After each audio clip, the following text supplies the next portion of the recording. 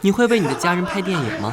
设备不用多，一个相机或者一台手机就够了。接下来你什么都不用做。水城边的小镇深处，才刚入春，阳台上的花盆都冒了绿色。天井旁边是石砖也救不了的潮湿。大清早赶集之前，是一定要攥着抹布擦得干净瓦亮。一个家里干活是一定得分工明确。要是妈妈上街买菜，当爹的就得埋头烧锅炉。做小辈的即便是人到中年，也会爬高上房，挂起灯笼好过年。可千万小心，这灯笼挂好了，就是门口1年的红火。父亲忙活的时候，总能给自己找点别的营生。熏腊肉的功夫，还能完整读完一本大概被叫做闲书的读物。等天光暮色沉沉，书看完了，几大串腊肉也红亮亮的发着油光。老爷子边收边感叹：哎呀，弄完肠再整顿腊肉，这锅炉的活是干不完的。屋里当妈的早就忙活结束，对着电视剧一手针线，悠哉悠哉，歌声依旧。这样慢悠悠过完一天的日子，等又一个清晨，还是从吃开始。你想吃点还是得一天之内2天都没吃好，年年都是你不想都自己想好你。妈妈总厨，掌勺人却是爸爸，满堂都分工明确，剁椒、刮鱼、下油锅、腊肉炒菜、皮蛋淋醋，呲啦呲啦的完事儿上桌。总厨大人顿感轻松，慢悠悠溜达，对着梳妆镜都能跳起舞来。爸爸练了好久的大字总算派上了用场，推敲好几遍，终于把横幅的一个欢度临摹得当。春节祭祖之日，满桌的丰盛也要讲究一个祖宗先吃。最大的儿子在旁边，眼底尽头全是妈妈无处安放的疼爱。一边整这个，一边整那个。儿子是满脸的赫然，自己都是做父母的年纪了，面对妈妈一如既往的热情，还要久违的露出几分害羞的神色。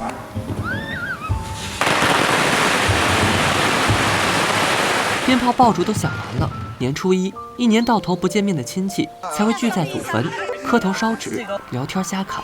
下山之后聚一桌老小，连汤带菜，热乎乎煮上一大锅香味，举2杯白酒饮料，热热闹闹也彼此嚷嚷上2声。但凡小辈的，翻来覆去就叮嘱2句话：让老人吃好喝好，凡事想得开，身体健康。凡劝人言，皆自身有感而发。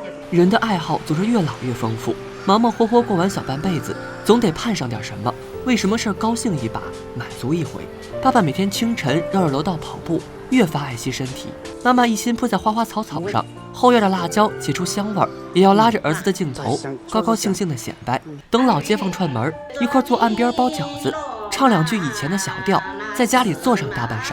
妈妈最起码也会拿颗手边的柚子给人塞进怀里，送到门口，还有说上一句再来玩。道教这一回合唤起了不少年轻的轻松岁月。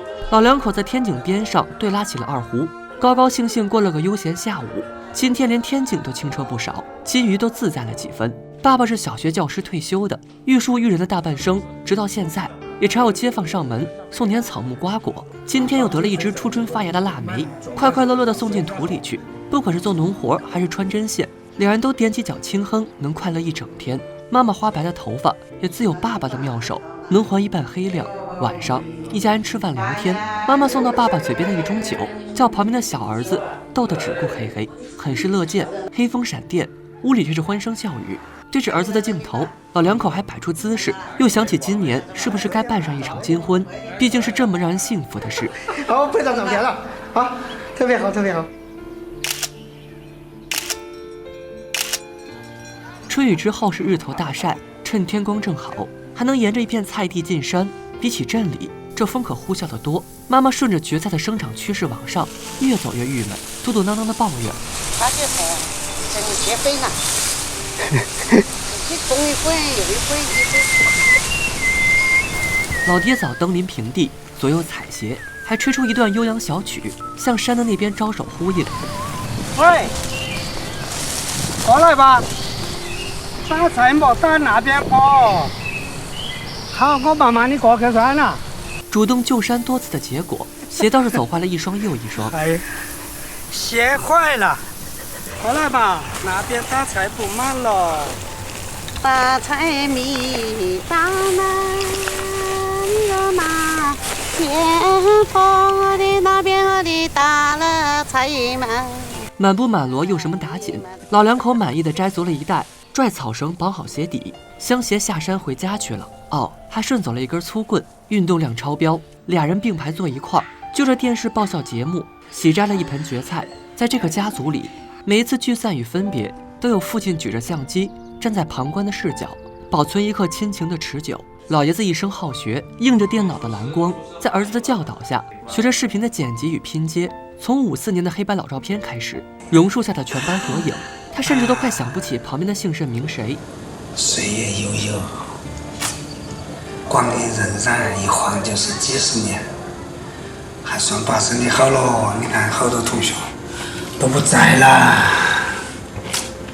人生有时候亦不必感怀，只需看住当下，好好生活即可。妈妈切碎了剁椒，赶在春节腌好了泡菜，等春雨降落，还会有简易版似水龟汤，淅淅沥沥地落进天井。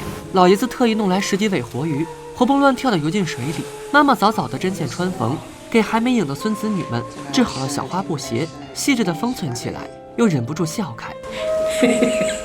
娘，我还没找到，那真好了。爸爸把琢磨宵剩下的时间全部拿来钻研电脑。每每妈妈踩着缝纫机劳作，房间的隔壁一定是引吭高歌的爸爸，在为自己过往人生的视频画面寻找一段感触良多的 BGM。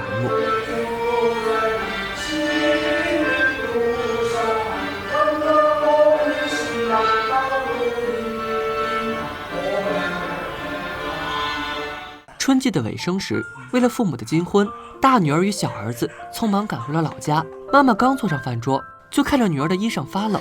爸爸最开心女儿回来的，就像迎接廊下的燕子回巢一样。今年燕子又来了，来，你看啊。妈妈在屋里絮絮不止，叫老伴的情绪起伏别那么大，免得燕子一走，人也跟着灰心难过了。老人家只仰着头，使劲张望，看燕子安了家，整个人开怀了下来。患病已久的女儿进了家，也有了食欲，在东北上学安家，染上了一口东北腔，聊起来时的趣事，讲得兴高采烈。刚才那个男的，就坐我旁边那男的，他问我，你是80后的呀？他说，哎呀，我那个年代不太好考。我说你什么年代啊？我说你哪年生的？他说1968年。我说哦，比你小4岁。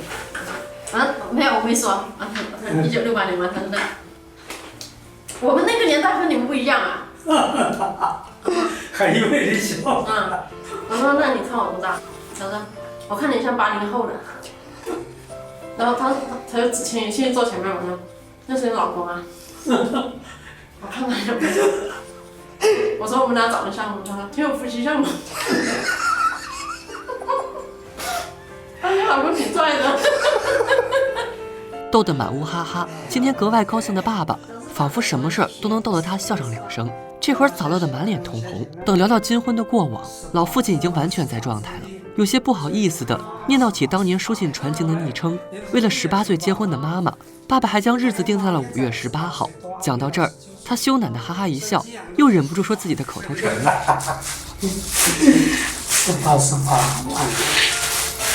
妈妈想起还是意外的感慨。男人整顿了一间木屋，叫来一帮同事帮忙装裱，全做墙面，一张床，几个板凳，就算准备齐全了。只对着当时18岁的小姑娘说：“一切都准备好，只等待你的同意，明天准备结婚。”他越讲越慢，神色愈渐温柔起来，仿佛陷入了回忆。温情的夜晚也是惆怅的。大女儿今天刚来，就定下了后天离开的日子，父母又怅然若失了。檐下的燕子来来去去，半点不由人。大儿子因为工作回不了，一家5口有4，全在饭桌上窗明几净地坐在一块儿，给父母庆祝50周年结婚纪念日，还要起哄爸爸妈妈让老2口喝个交杯。每回上山顺回来的木桩有了营生，被爸爸弄成了天台藤架，等到季节一到，必定成了阳台葱郁一景。姐姐对镜头很有捕捉性，每回发现偷拍都会挥手比耶，轻轻松松。难得回家一趟，母亲不但要赶包端午粽子，还把清明节的黄糯饭、豆糯饭细心保留，就为了给闺女尝上一口。念起女儿的病，父母的心里又不好受起来。小提琴舒缓低沉，送走了父母的第1个春天。老来患病多，爸爸在第2年的冬日里生了病，这一回熏腊肉的工作落到了母亲身上。妈妈过了正月就将头发修剪，涂个利落，在后院熏腊肉。又念叨起生病而脆弱的老伴，正处在繁忙的年关，出来进去也多了个跟进跟出的老头子。你不能离开你，离不开你。此等甜蜜的负担说到最后，妈妈都忍不住笑，而后又轻叹一声：“这是爸爸生过最严重的病。”年29，一家人聊菜谱，妈妈大笔书写，爸爸落坐桌子另一端。第一次未加入除夕动手的行列，难得的无所适从，常常打了个哈欠之后，他突然很有存在感的问了一句废话：“怎么买那么多肥肉啊？”一个人忙得晕头转向的妈妈，甩头就亮出了菜刀。你那当历史的好人死人吐刀之下。历史的吐刀，啥呀？是吧？都别往这老活到了嘛，你爸。母子一块大笑，背后又传来爸爸弱弱的吐槽声。去年你不是整那个迎春花黄了，是怪我。但一件事是不变的，爸爸的字写得愈发精简，洋洋洒洒地书写了全家的春联。厨房案板前就是一面印刻吉祥话的镜子，妈妈还在对着白肉细数。一碗30碗，2块请客，1碗15，1、2、3、4、5，是你们带看，不进，街道很少。一个人在后院烧火，妈妈眼睛被熏红了，也露出一份坦然的伤感。这次爸爸生病，把老两口都吓得够呛。如果这样，如果你再好，你们要知道家庭吃痛，要再怎么有钱都要考虑居安思危，不要失掉自己生活的能力，才写出自己的自强自立。宴前祭祖敬神，爸爸规规矩矩的磕头烧纸，妈妈在旁边求保佑。每一道饭菜又过了遍火盆的熏烧。快餐快餐，快吃掉。从天井向上望，是短暂而璀璨的烟火；窗户向外，是迷信而热烈的万家灯火。家里，父母总要聊上2句往事。那个年代长大的老人，总是经历过让人眼眶湿润的苦难。时至今日，他们却是最努力生活的一辈。今年上坟亲戚齐聚的时候，妈妈拿走了身上长了好几10年的树根。为了大女儿的病，他们已经找尽了偏方。爸爸的剪辑技术愈发熟练了。这一天，电脑屋的隔壁是妈妈带着孩子看相片，大部分的时候，她还是在讲爸爸。妈妈总会在各种场合将爸爸的话语情感记得清楚牢靠。我的儿女都是很优秀，我的妻子又漂亮奶奶，那你把家如果能有个孙子，赶快抱上孙子，那他就没了遗憾，知人足矣。难得出门的时候，他们也会学着给彼此修理碎发，有点瑕疵也没事，干净清爽就好。怎么可能？妈妈为这2边不一样照了半天镜子，怎么看都不对劲。爸爸嘴硬说长短不一样才好看。轮到爸爸呢，他已经念叨了一早上的头发会掉。我看你嘴巴动一动，都开心一点。爸爸很满意新发型，一丝不苟剃胡刮须。老两口着盛装，带着儿子上山踏青，过溪流踏草地。就是戈壁处风沙过大，一不小心吹乱了秀发。到了越来越暖和的晌午，田埂又充满了希望。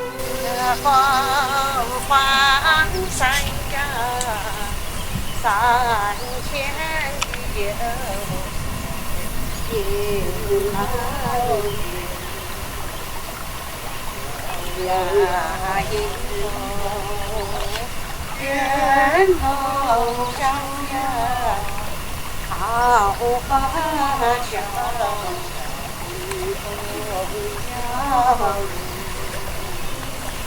迎着花儿开，迎着花儿开，你呀一个女儿，哎呀，小呀哥哥呀，小呀哥哥呀。但凡得空，他们又上山去找树根了。妈妈拿回家洗涮，爸爸手里捧着吃食，也要给妈妈喂上一口。等着树根被爸爸砍碎，晒满整个客厅，留存下来给偏方治病。春节期到，小儿子收拾了一包裹的年货，踏上了入京的脚步。妈妈追出家门，除了催婚就是祝福。爸爸拉着行李箱乘公交，将儿子送上车站。即便是头发花白，也要仔细辨认儿子乘坐车次，在人头攒动中奔忙寻找。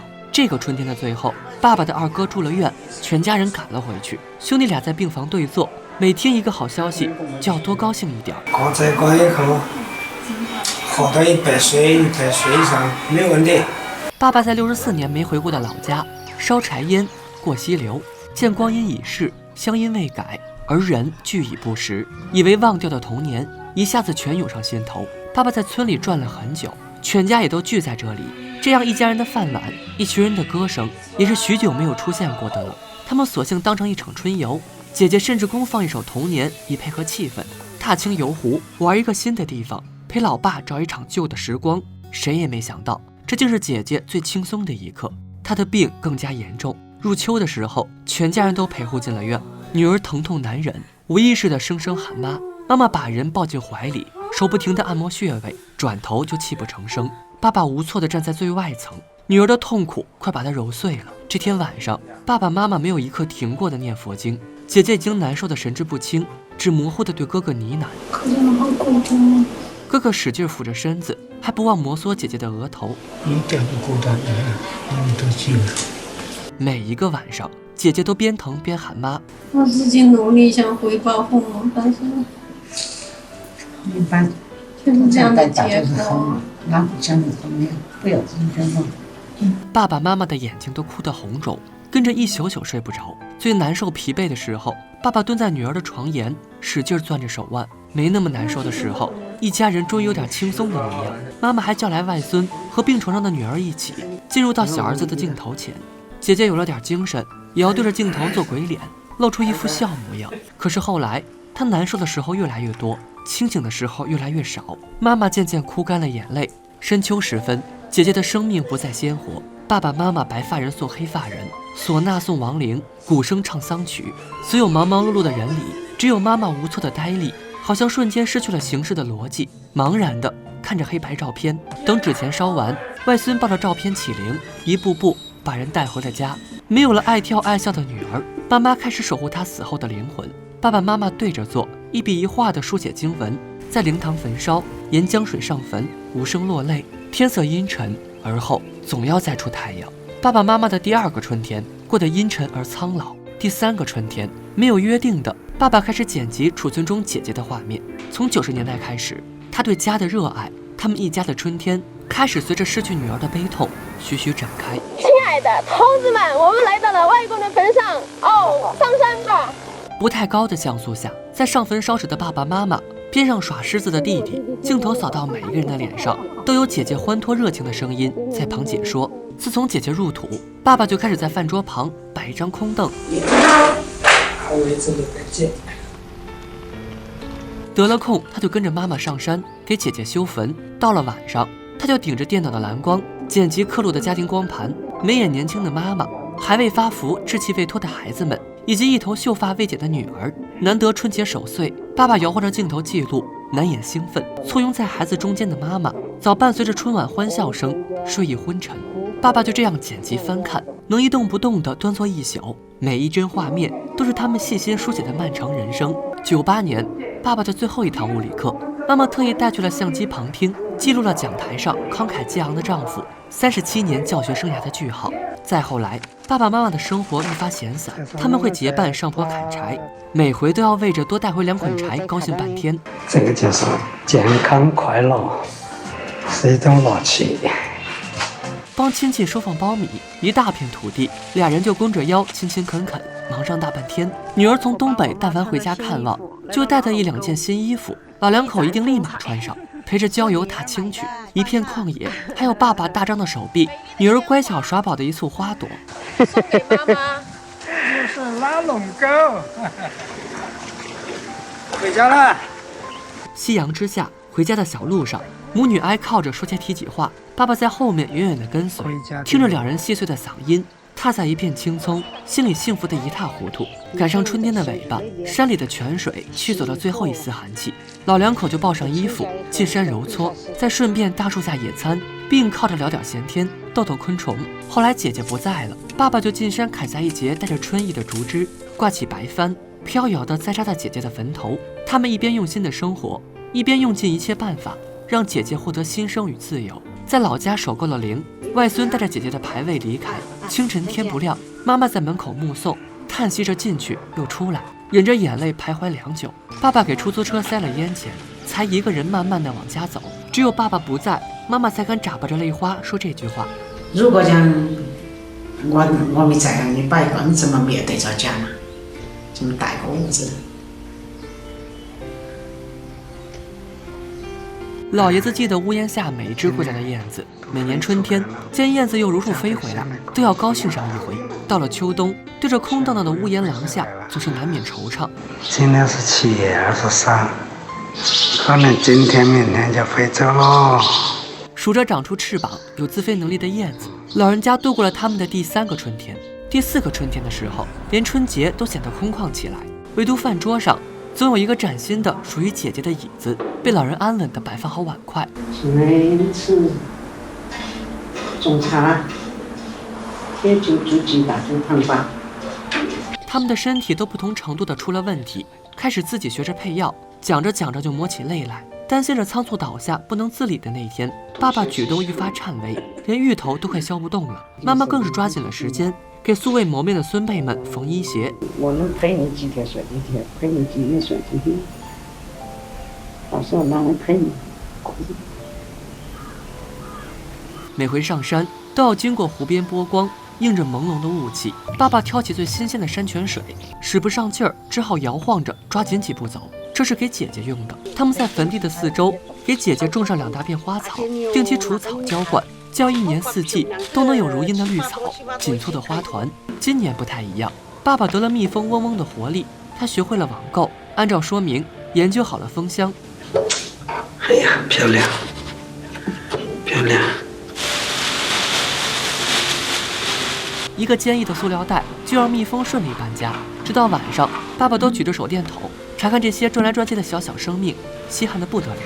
查看蜜蜂产蜜盯着大半晌，一不小心还着了道。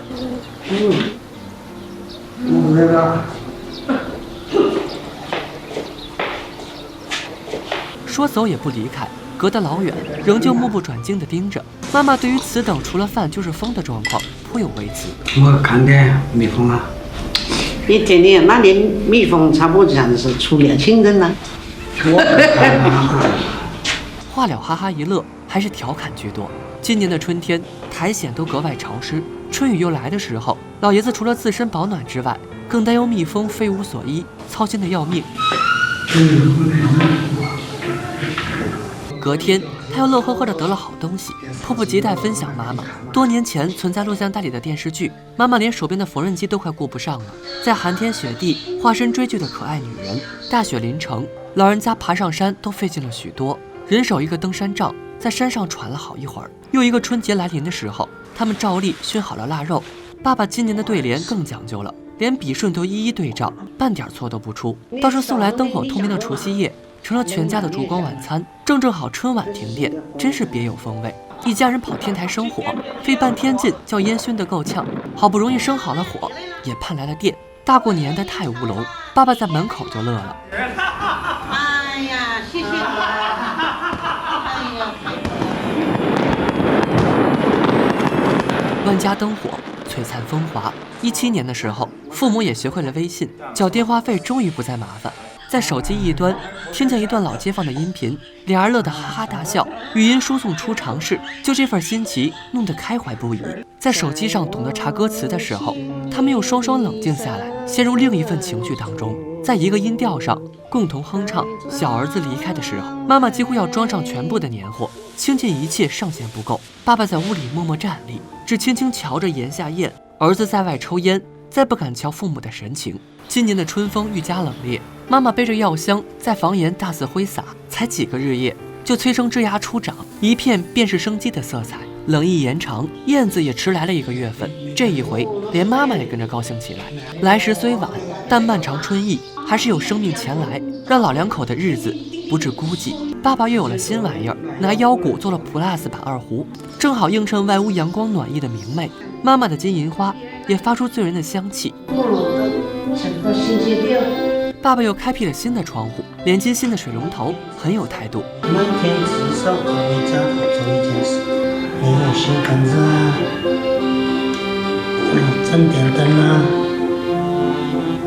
整灯了嘛。垂柳降下门窗，树影缩缩，煞是好看。阳台有浇水及肆意生长的藤蔓，一吹无限生命的蒲公英，各有特色的花草层叠，以及会为妻子拿来防晒草帽的丈夫。二人短短几句交谈，就可相视而笑，相携往屋里走去。这一天还有不少事儿可干呢。有一天变凉了，变凉了。我也点上光，没知道。每回春夏交接，姐姐的墓地愈发生机，父母过来梳理，见绿色生长，也就要更高兴上几分。蓝色的天空像大海一样，广阔的大陆上乘着飞扬，穿山越过海洋来自各方，千万个青年人欢聚一堂，拉起手唱起歌跳起舞来，让我们唱一支又一支歌。接下来呢，爸爸还有需要修剪的头发，只管肩扛着背篓慢慢回家即可。岸上有耕种的黄牛，乡间小路人来人往，还有半点云雾遮盖不住的生活的气息。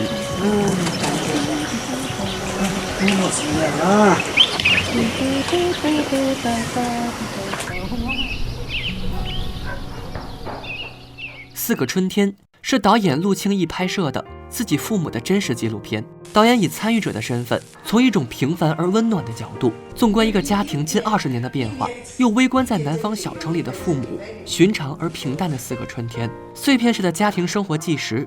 我们总想从中找到现实的影子，他们有生离死别，痛苦难忍，有老人留守无以为靠，有人生无定，催婚子辈。可看到最后，留存更多的却是一片诗意。退休之后的爸爸妈妈，他们学着种豆南山下，即便是终日无所事事，只管出门去，绿树村边合，青山郭外斜，是能瞧尽他们心里的美景，在生活中寻找生命的乐趣，永远保持生活的热情。日出唱歌去，明月抚掌归，丝竹管弦，总能得个心情舒然的快乐，将日子过得犹如清茶纯净，品茗在手。生活的褶皱还不待舒展，我们恍然惊觉，春在枝头已时分。一个普通的南方小镇，山拱熟，水花香，家家风景有池塘，带着一股烟火味的俗气。远远一望，烟流善茶粥，共我饭绝微，仿若还能常见腊肉的香气，亦是孩子们牵挂所在。但有回家，更见温情脉脉，呢呢儿女情，灯火夜微明。他们是喜欢出门的，常常要整顿衣裳，面貌精神，阔步而走。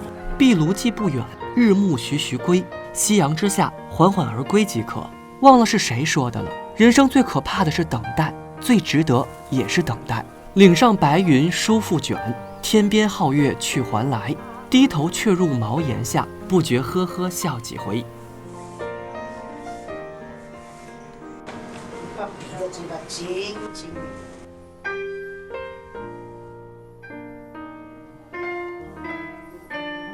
红旗之下，向阳而生。